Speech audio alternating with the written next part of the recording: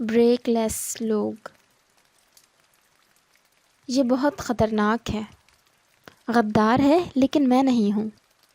نوجوان نے ساتھی کی طرف اشارہ کیا اور زبردست قہقہہ لگایا. دوسرا نوجوان پریشانی میں اسے کوہنی مارنے لگا اور میں حیرت سے کبھی ایک کو دیکھتا تھا اور کبھی دوسرے کو. ہم مال میں کھڑے تھے. میں دیوار کے ساتھ ٹیک لگا کر ATM فارغ ہونے کا انتظار کر رہا تھا اور دونوں نوجوان آ گئے. وہ سیلفی لینا چاہتے تھے. سیلفی دنیا کی واحد واحیات چیز ہے جسے میں ناپسند کرنے کے باوجود کسی کو انکار نہیں کرتا. مجھے کوئی بھی کسی بھی وقت روک لے میں رک جاتا ہوں، اور جب تک وہ مطمئن نہ ہو جائے میں وہاں کھڑا رہتا ہوں. لوگ پبلک ٹوائلٹس تک میں اس سہولت کا بھرپور فائدہ اٹھاتے ہیں، اور میں پریشر کے باوجود منہ پر اسمائل چپکا کر موبائل فون کے کیمرے میں دیکھتا رہتا ہوں. آپ میری فیاضی ملاحظہ کیجئے. میں نے کئی مرتبہ یور نیئر پر کھڑے ہو کر بھی سیلفی بنوائی ہے. میں اتنا فیاض کیوں ہوں؟ اس کی وجہ بالی ووڈ کے اداکار بومن ایرانی ہیں. آپ کو منا بھائی MBBS کا ڈاکٹر آستھانہ اور 3 ایڈٹس کا پروفیسر وائرس یاد ہوگا. یہ دونوں کردار بومن ایرانی نے نبھائے تھے. یہ قدرتی اداکار ہیں اور کمال اداکار ہیں، لیکن ان کی کہانی ان کی اداکاری سے کہیں زیادہ جاندار، کہیں زیادہ انسپائرنگ ہے. یہ 35 سال کی عمر تک فٹ پاتھ کے چھوٹے سے فوٹوگرافر تھے. 5-10 روپے کے لیے فوٹو بنواتے تھے. 5-10 روپے کے لیے فوٹو بناتے تھے. یہ فوٹوگرافی سے پہلے نالائق طالب علم اور مکمل ناکام شخصیت بھی تھے. یہ 7 سال تھوڑے تھوڑے پیسے جمع کرتے رہے. پیسے اکٹھے ہو گئے تو یہ اپنی بیوی اور بچوں کو چھٹیوں کے لیے شملہ لے گئے. یہ خاندان کی پہلی چھٹیاں اور پہلا ہل اسٹیشن تھا. بچے اور بیگم جذباتی ہو رہے تھے. رقم کم تھی، لہٰذا یہ خاندان کو سستے ہوٹل میں لے گئے. ہوٹل فضول سے بھی کہیں زیادہ فضول نکلا. کمرے میں 0 کا بلب لگا تھا. باتھ روم میں پانی لیک کر رہا تھا اور بیڈ سے بدبو آ رہی تھی. خاندان نے وہ رات بہت اذیت میں گزاری. صبح اٹھ کر بومن ایرانی نے فیصلہ کیا، میری زندگی میں 0 کا یہ بلب دوبارہ نہیں آئے گا. یہ خاندان کو لے کر بمبئی واپس آ گئے اور دن رات ایک کر دیا. انڈیا میں اس وقت باکسنگ کا انٹرنیشنل کپ ہو رہا تھا. یہ میچ کے مفت فوٹوگرافر بن گئے. یہ دن رات ہر وقت رنگ کے دائیں بائیں رہتے تھے. یہ کمٹمنٹ ایسوسی ایشن کے دروازے پر دستک دیتی رہی. انتظامیہ کو ان پر رحم آ گیا. پہلی اسائنمنٹ ناروے کے باکسر نے دی. بومن ایرانی نے مکے کے ساتھ اس کے چہرے سے گرتے پسینے کے قطروں کی تصویر بنانی تھی. یہ عام کیمرے کے ساتھ ناممکن کام تھا، لیکن بومن ایرانی نے یہ کر دیا. یہ تصویریں ناروے کے میگزینز میں شائع ہوئیں. انہیں $300 معاوضہ ملا اور یہ $300 انہیں کامیابی کی سیڑھی پر لے آئے. یہ 42 سال کی عمر میں فلموں کی دنیا میں آئے اور کمال کر دیا.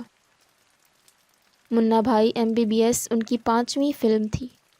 آپ کو یہ جان کر حیرت ہوگی، انہیں اس فلم کے بعد بیسٹ پرفارمنس ایوارڈ ملا. بومن ایرانی نے ایوارڈ وصول کرنے جانا تھا، لیکن ان کے پاس پہننے کے لیے سوٹ نہیں تھا. لہٰذا زندگی کا پہلا سوٹ انہیں ارشد وارسی نے گفٹ کیا تھا. مجھے ان کا ایک انٹرویو دیکھنے کا اتفاق ہوا. بومن ایرانی نے اس انٹرویو میں مشہور ہونے والے نئے لوگوں کو مشورہ دیا. میں زندگی بھر لوگوں کی تصویریں بناتا رہا، لیکن میرے ساتھ کوئی تصویر نہیں بنواتا تھا. پھر مالک نے کرم کیا اور مجھے اس قابل بنا دیا. میں اس لیول پر بڑی مشکل سے پہنچا ہوں، چنانچہ میں کسی کو نہ نہیں کہتا. لوگ سارا دن میرے ساتھ تصویریں بناتے رہتے ہیں. میں ان کے ساتھ دھوپ، برسات اور ٹھنڈ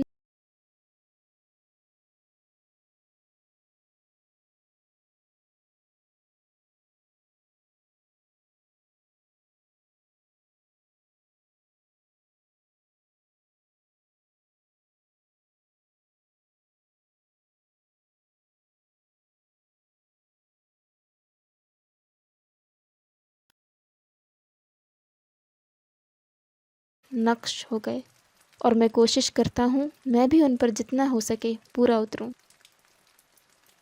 میں دونوں جوانوں کی طرف واپس آتا ہوں. وہ دونوں سیلفی لینے کے لیے آئے۔ میں نے اپنی مسکراہٹ پیش کر دی۔ تصویر بن گئی تو ایک نوجوان دوسرے نوجوان کی طرف اشارہ کر کے بولا، یہ پی ٹی ایم کا ورکر ہے، لیکن میں نہیں ہوں۔ میں نے ہنس کر ٹال دیا۔ وہ دوبارہ بولا، یہ غدار ہے، یہ بڑا خطرناک ہے۔ میں نے ہنس کر کہا، میں اور آپ یہ فیصلہ کرنے والے کون ہوتے ہیں؟ نوجوان باز نہ آیا اور بولا، یہ بہت خطرناک ہے، آپ نہیں جانتے۔ دوسرا نوجوان بار بار پہلے کو کوہنی مار رہا تھا، مگر اس کے بریکس فیل ہو چکے تھے اور وہ مسلسل اپنے دوست کی بے عزتی کرتا جا رہا تھا۔ میں نے خطرناک نوجوان کی طرف دیکھا اور اس سے پوچھا، کیا یہ آپ کے دوست ہیں؟ وہ بولا، جی سر۔ میں نے پوچھا، کتنے عرصے سے دوست ہیں؟ وہ بولا، 5-6 سال سے۔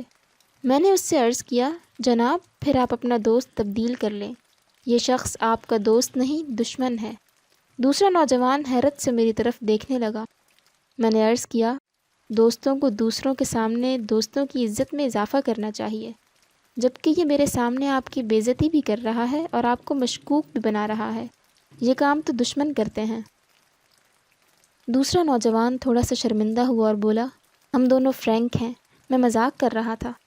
میں نے ہنس کر جواب دیا، فرینکنس میں بھی دوستوں کی کردار کشی نہیں کی جاتی۔ اس کی جگہ اگر آپ کا کوئی دشمن ہوتا تو کیا آپ اس کے ساتھ اس نوعیت کے مذاق کی جرت کرتے؟ ہرگز نہ کرتے۔ چنانچہ انسان کو دوستوں کے معاملے میں دشمنوں سے زیادہ محتاط ہونا چاہیے۔ میں یہ کہہ کر وہاں سے نکل آیا، لیکن وہ دونوں میرے ذہن سے نہیں نکل سکے۔ ہم مجموعی طور پر اس رویے کا شکار ہیں۔ آپ کسی محفل میں بیٹھ جائیں، آپ کو دوستوں کو بے عزت کرتے نظر آئیں گے۔ یہ ان کا مذاق بھی اڑائیں گے اور ان کے عیب بھی سرعام بیان کریں گے۔ پنجاب اس سلسلے میں بدترین صوبہ ہے۔ ہم پنجابی لوگ دوست کو جب تک گالی نہ دے لیں، ہمارا حق دوستی ادا نہیں ہوتا۔ آپ کسی گلی میں کھڑے ہو جائیں، آپ کو کوئی نہ کوئی شخص کسی نہ کسی دوست کو اوئے تو کہاں تھا، خالی جگہ ہمشیرہ کا ذکر ہے، کہتا ہوا مل جائے گا۔ پنجابی دنیا کی واحد زبان ہے جس میں میٹھی اور کڑوی 2 قسم کی گالیاں ہیں۔ مثلاً ہم پیار سے کسی کو بھی کنجر یا حرامی کہہ سکتے ہیں۔ پنجاب کے 99% والدین اپنے بچوں کو اکثر یہ خطاب دیتے رہتے ہیں، اور بچوں کو بھی جب والد پر بہت پیار آتا ہے تو وہ بھی والد محترم کو کنجر کہہ دیتے ہیں۔ آپ اگر اسی طرح بہن اور ماں کی گالی کو پنجابی سے نکال دیں تو یہ زبان مکمل بیوہ ہو جائے گی۔ میں مدت سے اس عظیم انسان کو تلاش کر رہا ہوں جس نے ہمیں بتایا تھا، ہم اگر کسی انسان سے مخلص ہیں تو پھر ہمیں اس کے منہ پر اس کی مذمت کرنی چاہیے اور پیٹھ پیچھے تعریف۔ دنیا میں اس سے بڑا ظلم کیا ہو سکتا ہے؟ آپ دوست کے سامنے دوستی کے سارے پردے چاک کر دیں اور تنہائی میں اس کے آنسو پوچھتے رہیں۔ دوستی ہمارا واحد رشتہ ہے جو ہم خود منتخب کرتے ہیں۔ باقی رشتے ہمیں قدرت سے ملتے ہیں، لیکن ہم اس میں بھی احتیاط نہیں کرتے۔ ہم دوستی کے نام پر بھی اپنی دم پر پٹاخے باندھ لیتے ہیں، اور ہم اپنی بے عزتی ساتھ لے کر گلیوں میں چلنے پھرنے لگتے ہیں۔ میرے پاس چند ماہ قبل آئرلینڈ سے ایک صاحب تشریف لائے۔ وہ بارش اور پابند صوم و صلات تھے۔ وہ غلطی سے اپنے ایک دوست کو بھی ساتھ لے آئے تھے۔ دوست نے بیٹھتے ہی دوست کے کپڑے اتارنا شروع کر دیے۔ میں بارش شخص کو عزت سے حاجی صاحب کہہ رہا تھا، اور ان کا دوست ہر بار یہ سن کر قہقہہ لگاتا تھا اور کہتا تھا، چودھری صاحب یہ بڑا، آپ اس کو نہیں جانتے۔ خالی جگہ پر دوبارہ ہمشیرہ کا ذکر ہے۔ وہ بار بار بات کاٹ کر کہتا تھا، آپ اس سے پوچھیں اس نے داڑھی کیوں رکھی تھی اور یہ آئرلینڈ کیوں گیا تھا۔ میں برداشت کرتا رہا۔ جب برداشت جواب دے گئی تو میں نے اپنے بیٹے کو بلا لیا، اسے دونوں کے سامنے بٹھایا اور اس سے کہا، تم ان دونوں کو اچھی طرح دیکھ لو، ان کی شکلیں حفظ کر لو، اور پھر میری بات پلے باندھ لو۔ جو شخص دوسروں کے سامنے آپ کی عزت کا خیال نہیں رکھتا وہ آپ کا دوست نہیں ہو سکتا، وہ دشمن سے بھی بدتر ہے۔ زندگی میں اس سے پرہیز کرو اور جتنا جلدی ہو سکے اس سے جان چھڑا لو۔ دوسرا انسان جب کسی شخص کو اپنے ساتھ لے کر کسی شخص کے پاس جاتا ہے تو ساتھ جانے والے کو اس کی عزت میں اضافہ کرنا چاہیے، اسے اس کی بے عزتی کا باعث نہیں بننا چاہیے۔ چنانچہ جب بھی کسی شخص کو ساتھ لے کر چلو تو پہلے یہ دیکھ لو کیا اس کے منہ میں بریک ہے، یہ کہیں آپ کی بے عزتی کا باعث تو نہیں بن جائے گا، اور وہ شخص اگر بریک لیس ہے اور اگر وہ ماں بہن کی گالی کو فرینکنیس سمجھتا ہے تو پھر اس کے ساتھ مسجد بھی نہ جاؤ، کیونکہ وہ تمہاری عبادت کو بھی عبادت نہیں رہنے دے گا، وہ اسے بھی مذاق بنا دے گا۔